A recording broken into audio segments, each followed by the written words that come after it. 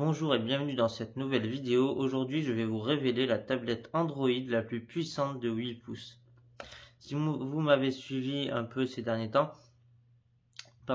vous avez peut-être une idée ou pas, on verra bien, ça va commencer maintenant. Déjà, pourquoi cette tablette? Parce qu'elle a 3 Go de RAM et que c'est une des seules à avoir 3 Go de RAM en 8 pouces. Et même si honnêtement ce n'est pas assez quand on va avoir une utilisation intensive, ça reste confortable. J'ai déjà une tablette avec 2 Go de RAM et une avec 1 Go de RAM. Celle avec 1 Go de RAM, c'était carrément l'enfer. Celle avec 2 Go de RAM, c'était pas top. Elle a un octo-cœur, donc 4 cœurs pour les tâches classiques, 4 cœurs pour les tâches plus puissantes. Elle peut jouer à Call of Duty Mobile sans latence, sans lag. Et ça, c'est vraiment bien pour une tablette 8 pouces. Ça permet d'avoir une petite console portable, même si c'est évidemment faible graphisme. Pour le multimédia, elle a un écran Full HD, IPS, donc de très bonne qualité, avec des couleurs très justes, même si c'est pas un écran OLED avec un contraste infini.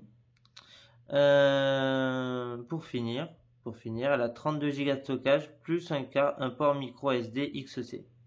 Alors on va y aller, on va la présenter. Tadam, la voici.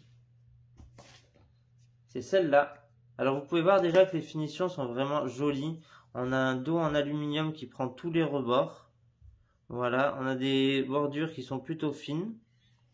Et donc c'est la Lenovo Tab M8 Full HD. Alors, je vous ai déjà dit pourquoi, selon moi, c'était la meilleure tablette Android de 8 pouces.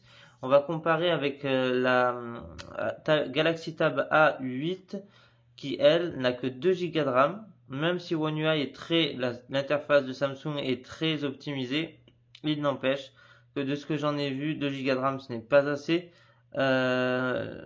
L'avantage de la Lenovo, c'est que quand on appuie sur tout fermé dans le multitâche, il vide complètement la mémoire RAM.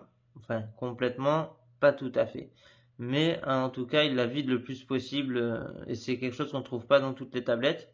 En général, les tâches de fond, quand on les enlève, elles sont toujours en fond et souvent elles sont vraiment gourmandes en mémoire et en énergie.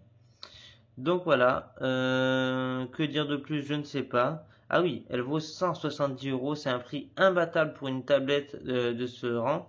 Après, oui, je dis bien tablette Android parce qu'il est clair que l'iPad mini est bien meilleur. Voilà, je vais être honnête avec vous et je fais référence à ma dernière vidéo où j'ai décidé d'être honnête avec vous, c'est que oui, l'iPad mini est bien meilleur. Voilà. Mais c'est pas du tout le même prix, c'est ça qu'il faut voir. Mais cette tablette pour un usage réseaux sociaux, internet et multimédia, regarder des séries et des films quand vous êtes dans les transports ou ailleurs, c'est vraiment le top. Voilà, je vous laisse sur ça et je vous dis à très vite. Prenez soin de vous, prenez soin de vos proches, c'est très important.